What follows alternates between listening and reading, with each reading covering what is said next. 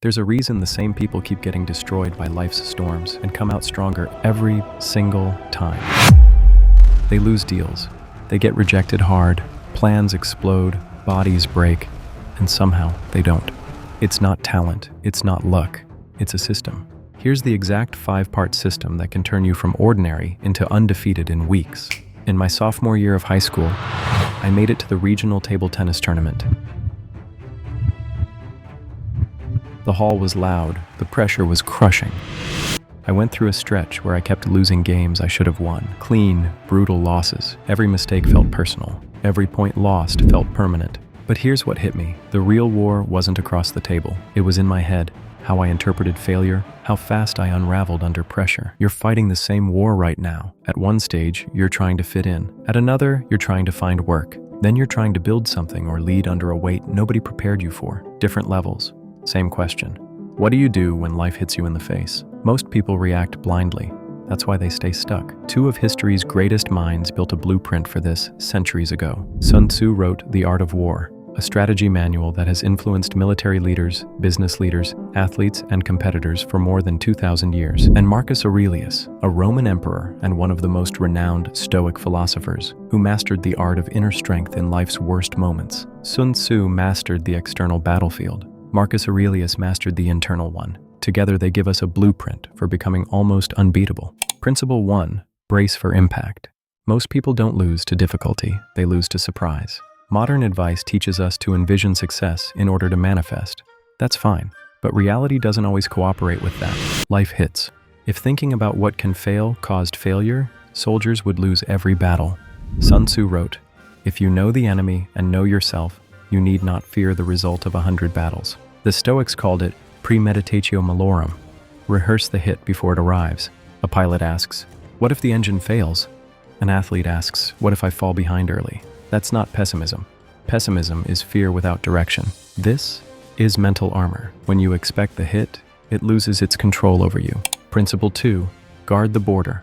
Marcus Aurelius wrote, "You have power over your mind, not outside events." Most people waste energy fighting the past, other people, and outcomes they can't control. The Stoic focuses on what they can control, their response, effort, discipline, and next move. Everything else is just noise. Most people spend their lives pushing against walls. The disciplined ones look for doors. And when you stop trying to control everything, you finally become effective at something. Principle 3, turn loss into intel. This is where most people collapse. They turn failure into an identity. This always happens. Maybe I'm not built for this. High performers ask, what is this teaching me? Same loss, different takes.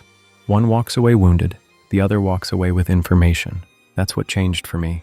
After matches, I'd replay the points in my head, not emotionally, technically.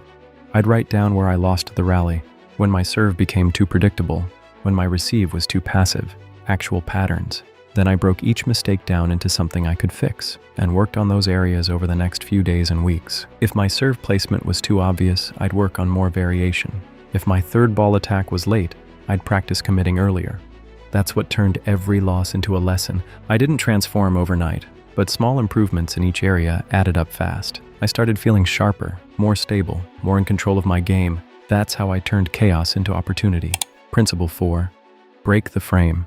Once you control your border, the world tries to hack your reaction. They rush you, provoke you, celebrate in your face to pull you off balance. They can't control the game, so they try to control your mind.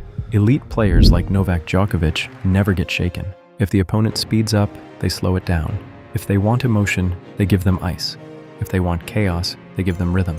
Sun Tzu wrote, "The supreme art of war is to subdue the enemy without fighting." Marcus Aurelius wrote in effect that if you're disturbed, it's not the thing, it's your judgment of it. Together, it means you don't need a dramatic counterattack to win. You protect your inner frame so completely that their provocations hit nothing and leave nothing behind. That is emotional dominance, quiet, controlled, and devastating. Principle 5, outlast the room. You can nail the first 4 principles and still lose if you quit before compounding kicks in. Some people apply the principles once or twice. Then resistance shows up again. The results are still slow. The pressure is still there. And they decide the system is not working. That's when the Stoics went deeper. They called it amor fati, love of fate. Not just accepting the obstacle, using it. Every loss, delay, or setback becomes part of the training, not a sign to stop, a sign to stay. Marcus Aurelius wrote, "What stands in the way becomes the way." The pressure that used to break you starts forging you. You stay when others fade. You adjust when others quit. Time rewards the ones who remain. The Realiths aren't defined by trophies, jobs, titles, or fame.